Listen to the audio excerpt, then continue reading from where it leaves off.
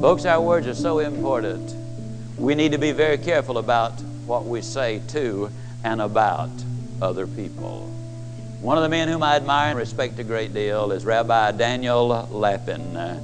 He's one that I do a lot of talking with about the theological aspect of what I discuss. I never record it, as you've heard me say in other recordings. I never speak it, I never write it until I've checked it out psychologically, theologically, and physiologically, because we are physical, mental, and spiritual. And unless we put them all together, then we're going to take too big a chance of being in error. Rabbi Lapin has this to say in his publication called Thought Tool. If we listen as others are maligned, in spite of our disinclination to believe what we hear, our relationship with the vilified individual is forever altered. In other words, we are involuntarily influenced by everything we hear. Harmless gossip does not exist. Listening to gossip can even leave us feeling dissatisfied with our spouse, children, employees, friends, our life in general.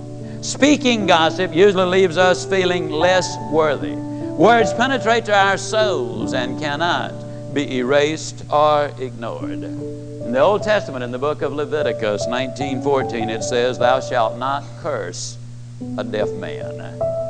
Well, now, if a deaf man can't hear, what's the damage? The damage is what is done to the individual who utters those words. See, acid destroys the vessel which contains it. Overcome your inhibitions, Rabbi Lapin says, about talking to yourself.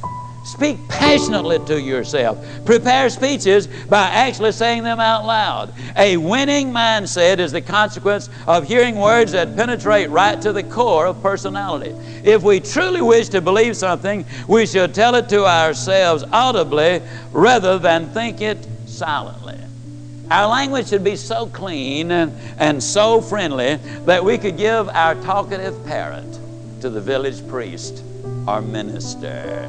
So many times today, we hear people use what they perceive to be as adult language.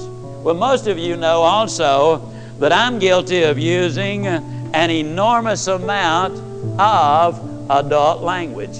Words like honesty and responsibility and optimistic and discipline and commitment, they're all adult language words. Decisive, dedicated, competent, dependable, consistent, punctual. Those are all adult words. I don't know where they ever got the idea that filth and vulgar words were adult. Actually, any 4-bit psychologist will tell you that that's the mark of an insecure, immature individual who does not know how to express themselves any other way, and they resort to cheap language hoping that they can get somebody's attention in the process. Well, they do get their attention, but it is not a favorable attention.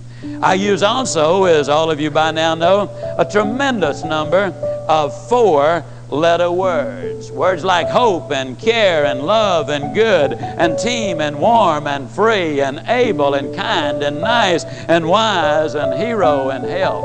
And of course, one of my favorite 4-letter words is the word Gene. Now, most of you know that that just happens to be that redhead I'm married to, so when I say that 4-letter word, I guarantee you it brings a smile to my face, and that's for sure. 4-letter words can be enormously helpful. Now, let me tell you what we just really did. As I used those words, pictures were being painted in your mind. When you hear the word hope, that's an honest, optimistic expectation, a confident expectation of things that are going to happen in the future. When I think of warm, that's a word that's important. The word here was up there. I have a friend out in California. He woke up one morning totally, completely, irreversibly stone deaf. That was many years ago.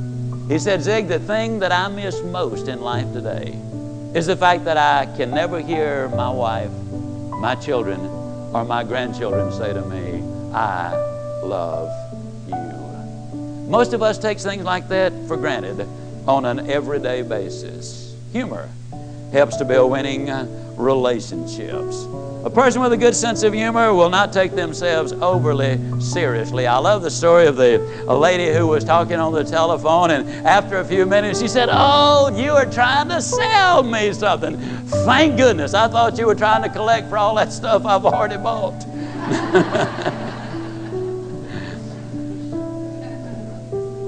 Or like the door-to-door salesman knocked on the door and was saying to the prospect, "You make a down payment and then you don't make any more payments for 6 months." And the guy said, "Who told you?"